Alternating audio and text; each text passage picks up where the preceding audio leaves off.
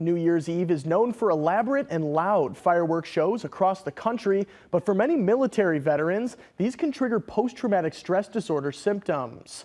Joining us now is Matthew Buckley, retired Navy fighter pilot and founder of No Fallen Heroes Foundation. Matthew, thank you so much for coming on to the show.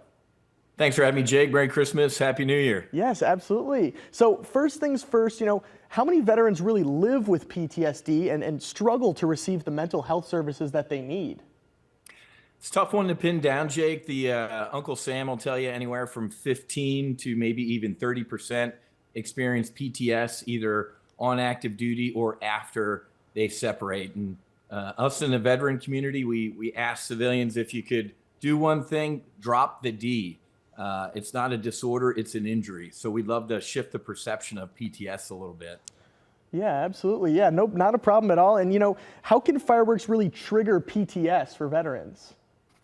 It's a great question, Jake. Or, whether it's New Year's Eve or 4th of July or really any holiday where veterans are potentially alone or thinking about those who didn't make it home, veterans can go within and feel a little depressed. But as we're talking about it, Jake, I know hundreds, if not thousands of veterans. I don't know a single woman or man who served in uniform who would ask you to throttle back your celebrations because of them. But that also means they're probably not going to tell you, right? We're trained to kind of compartmentalize and keep things inside. So if you have a veteran family member or friend, do what we call a buddy check. Just check in on them. Just 2 simple words, Jake, could potentially save and change a life. You're good. I send that text out. I get that text a couple times a week, and you'd be surprised, Jake, at how it can pull a veteran out of a potential nosedive. Yeah, absolutely. Certainly can be reassuring knowing that somebody is looking out for them and things along those lines. And, what are maybe some ways that veterans are, seeking treatment for these, PTS symptoms caused by fireworks? Well, unfortunately, Jake, what we're doing now currently isn't working. Again, quoting Uncle Sam, anywhere from 18 to 22 veterans, unfortunately, check out on their own every day. My God, that's a mass shooting every day in the veteran community. So clearly what we're doing right now, Jake, ain't working. So a lot of veterans are actually turning to alternative therapies, such as psychedelic assisted therapy.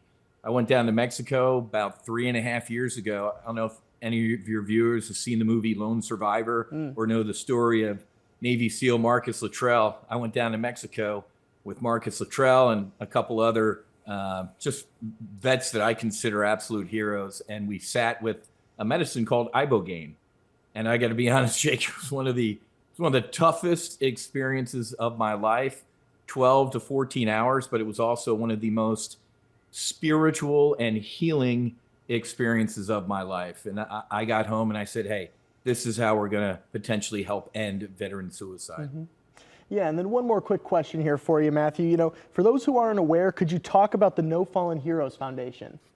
You bet. You can go to nofallenheroes.com. We provide healing grants to veterans, first responders, and their family members, because our family members serve too, where they can sit with psychedelic assisted therapy. Thank you to the great states of Oregon and Colorado. Instead of having to sneak off to other countries, we can finally start doing these medicines in the United States. And thankfully, Jake, the VA last month announced a $1.5 million grant to look into psychedelics for the first time since the 60s. So the times, they are hopefully changing. Yeah, well, certainly some wonderful tips there from you, but that is all the time that we have for our interview today. Matthew, thank you so much again for coming on to the show. Thanks, Jake. Absolutely, thank you. And